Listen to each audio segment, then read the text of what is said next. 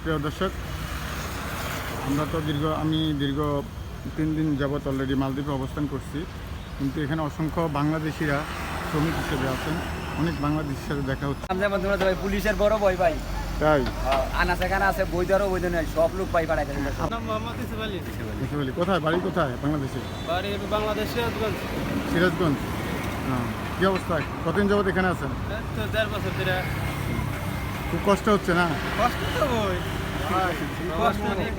5 লাখ টাকা খরচ করে এই মালদ্বীপ আনছে দালালে, কত কিছু কয়া, কোম্পানি ভালো, খানা থাকা ভালো, ভিসা আছে, ফাস্টফুড আছে, সব আছে।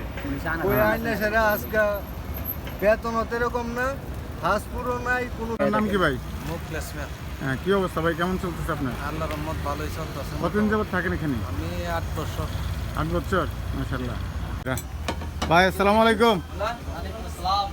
ভালো আছেন আপনারা ভাই? এই যে আমাদের বাংলাদেশি ভাইয়েরা এখানে।